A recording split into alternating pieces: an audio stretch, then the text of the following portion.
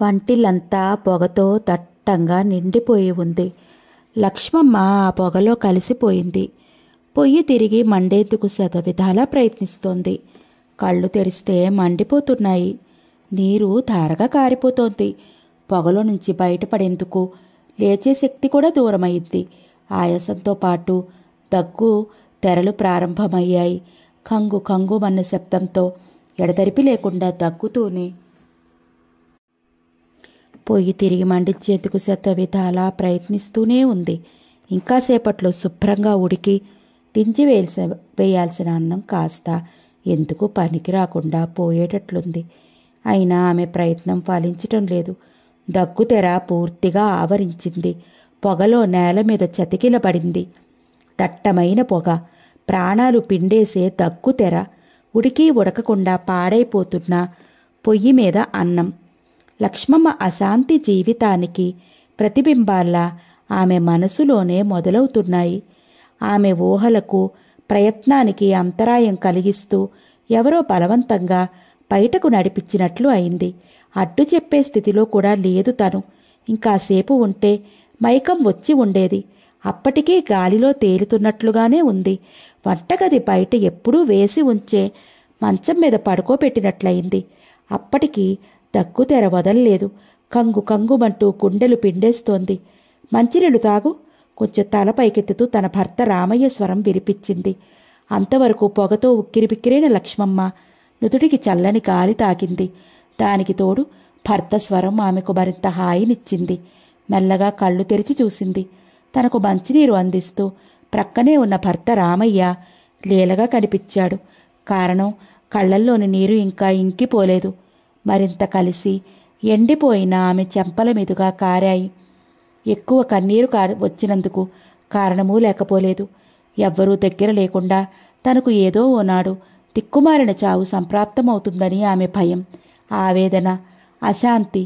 అందుకే పొగ వలన ఏర్పడిన కన్నీటితో పాటు ఆవేదన, అశాంతి, భయం వలన ఏర్పడిన కన్నీరు కూడా మిళితమైంది. కానీ ఆ విషయం రామయ్యకు చెప్పలేదు. చెప్పి అతని మనసు బాధ పెట్టలేదు. అందుకే శక్తి లేకపోయినా పమిటతో కళ్ళు తుడుచుకుంటూ దగ్గును బలవంతంగా ఆపుకుంటూ లేచి కూర్చుంది. భర్త అందించిన నీళ్లు త్రాగి ఆయాసాన్ని మెల్లిగా దూరం చేసుకుంది.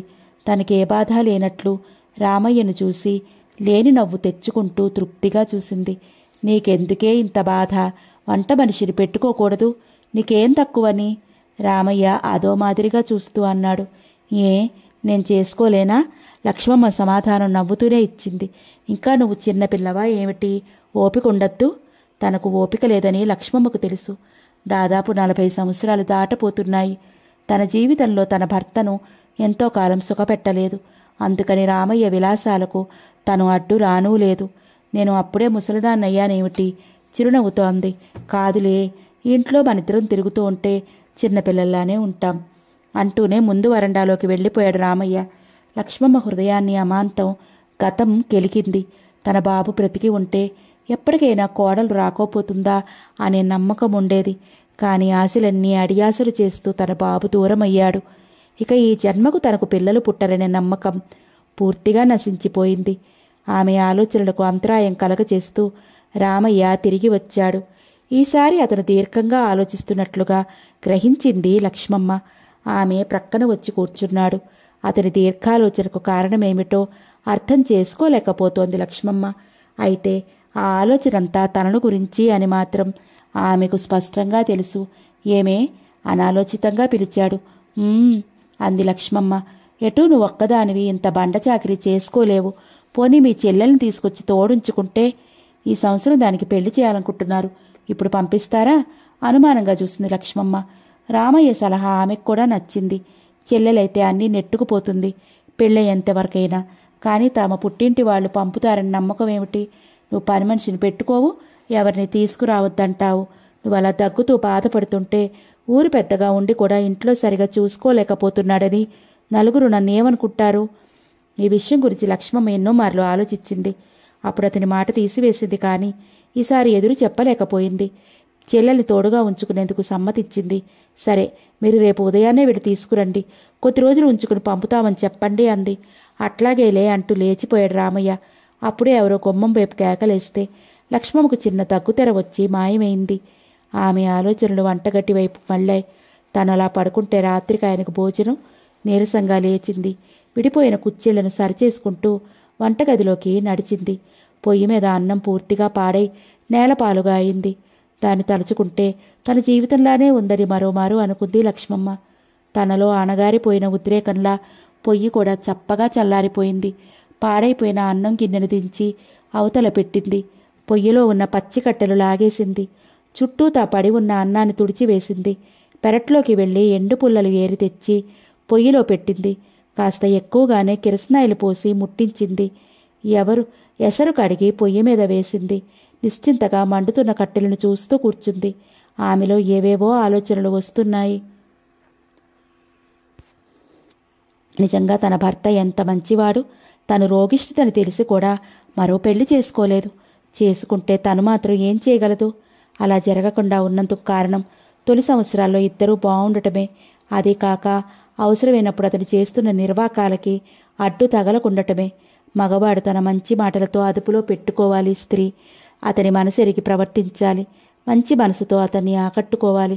ఆనాడు నువ్వే సర్వస్వం అంటాడు. పూర్తి త్యాగం చేస్తాడు. ప్రపంచంలో ఎవరి మటుకు ఇవ్వనంత గొప్ప విలువ ఇస్తాడు.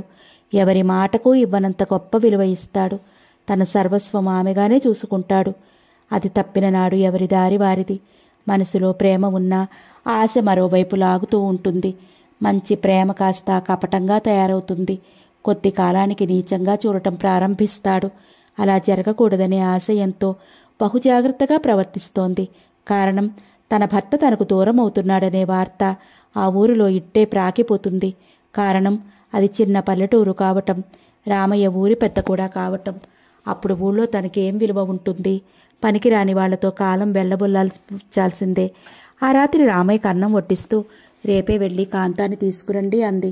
ఇన్నాళ్ళ నుంచి వద్దన్నావు, ఇప్పుడు తొందర చేస్తున్నావే? చలోక్తిగా అన్నాడు రామయ్య. ఇంక నాకు ఓపిక లేదయ్యా. తను సరదాగానే అంది. అదేమిటి ఓపిక ఉందంటూ రోజు అనేదానివి, ఇప్పుడు ఓడిపోయినట్లు ఓపిక లేదంటున్నావు? ఓరగా చూస్తూ అన్నాడు రామయ్య. ఎల్లకాలం ఓపిక ఉంటుందే?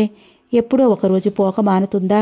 అయినా నువ్వు కన్నె పిల్లలాగానే కనిపిస్తున్నావు నా కళ్ళకి. పచ్చ కామెర్లు కమ్మినోళ్ళకి లోకమంతా పచ్చగానే కనిపిస్తుందటలే. నీ కవిత్వంతో చస్తున్నానే. పుస్తకాలన్నీ చదివి నా ముందు ఏకరువు పెడతావు. రేపటి నుంచి మీ చెల్లెలకు నేర్పు అంటూ ఉండగానే వేడివేడి చారు చేతి మీద పోసింది. రామయ్య చెయ్యి చురుక్కుమంది. ఇదేమిటే, ఈ మొద్దుబారిన చెయ్యి మీద పోస్తే చురుక్కుమనాల్సిందే కానీ నీ కోపం తగ్గదు. అందుకే ఆ గరిట తీసుకుని 4 చావు బాధరాదు. అప్పుడు నీ కోపం చల్లారుతుందేమో రామయ్య నవ్వుతూ అన్నాడు. రామయ్య నవ్వుతో పాటు లక్ష్మమ్మ కూడా కిలకిలా నవ్వేసింది. నవ్వుతో పాటు దగ్గు కూడా తోడయింది. నిగ్రహించుకుంటూనే నవ్వుతూ రామయ్యకు వడ్డన పూర్తి చేసింది. లక్ష్మమ్మ ఆ రాత్రంతా దగ్గుతూనే ఉంది. ఆ కారణంగా సరిగా నిద్రపోలేదు. వేకువనే లేచి రామయ్యను ప్రయాణం చేసింది. 15 మైళ్ళ దూరంలో ఉన్న తన పుట్టింటికి. తల్లిదండ్రులు దూరమై సోదరుని పెంపకంతో పెరుగుతున్న కాంతమ్మను లక్ష్మమ్మకు సాయంగా ఉండాలని చెప్పి సాయంత్రానికల్లా తన ఇంటికి వెంట పెట్టుకుని వచ్చాడు రామయ్య.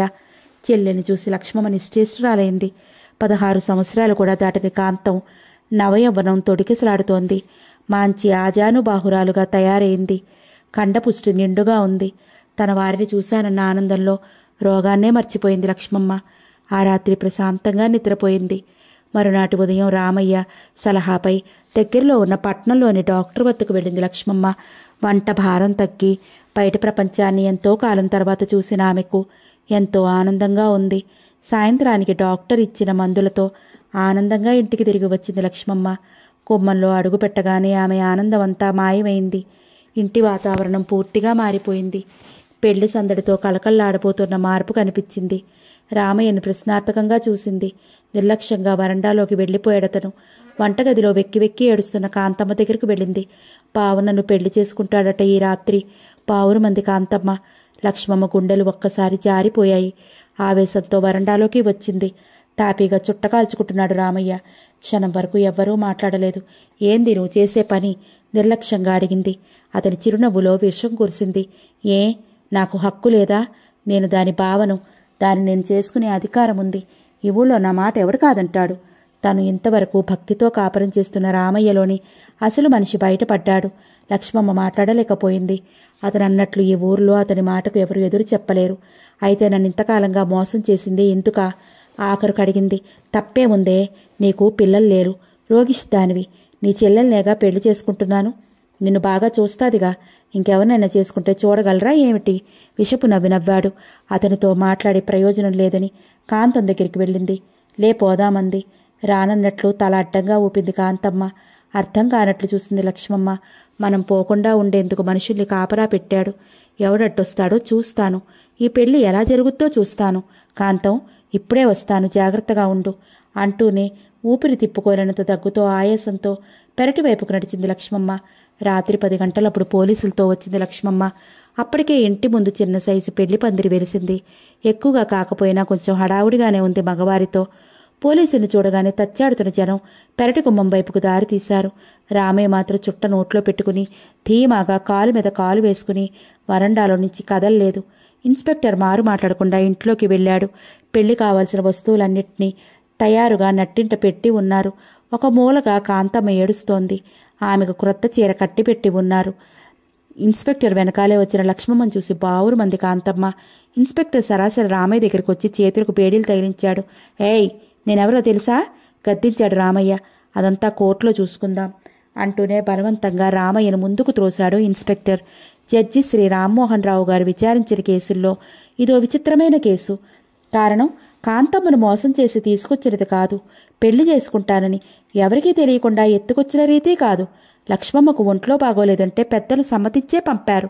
కానీ తీరా ఇంటికి వచ్చిన తర్వాత రామయ్యకు దుర్బుద్ధి పుట్టింది. పై 2 విధాలు కాదని నిరూపించేందుకు కాంతమ్మ ఇంకా మైనారిటీ తీరలేదని లేడీ డాక్టర్ ద్వారా రిపోర్టు అందింది శ్రీ రామ్మోహన్ రావు గారికి. అందులో మొదటి టెస్ట్ ద్వారా 18 ఏళ్లు నిండనిదే, రాని ప్రక్కపళ్ళు ఇంకా రాలేదు. రెండవది, మోచేతి జాయింట్స్లో ఉన్న కాల్షియం ఇంకా బోన్ ఫార్మేషన్ అవ్వలేదు. మూడవది, అంతర్గతంగా శరీరంలో కొన్ని స్థానాల్లో ఉండే కేశాలు సరిగా కనిపించలేదు. పై రిపోర్టును బట్టి జడ్జి గారు దీనిని బెదిరింపులతో లొంగ తీసుకునేందుకు ప్రయత్నించిన కేసుగా నిర్ణయించుకున్నారు. తర్వాత ఎస్ఐ సాక్ష్యం కూడా ఈ మేరకు బాగా బలపడింది. తాళి, కొత్త చీర, జాకెట్టు తదితర పెళ్లి సామానులు. అయితే ఈ కేసులో ఒకటే గమ్మత్తు. ఊరిలో పలుకుబడిగల రామయ్య తరఫున ఎవరూ సాక్ష్యం చెప్పలేదు. అతనికి సాక్షులే లేరు. శ్రీ రామ్మోహనరావు గారు అడిగిన ప్రశ్నలన్నిటికీ రామయ్య నాకు తెలియదంటూ తప్పించుకున్నాడు. ఫలితంగా రామయ్య పెద్ద మొత్తం జరిమానా, కఠిన కారాగార శిక్ష విధించారు. జరిమానా డబ్బు కాంతమ్మకు చెందేటట్లు తీర్పు చెప్పారు శ్రీ రామ్మోహన్ రావు గారు. సమాప్తం.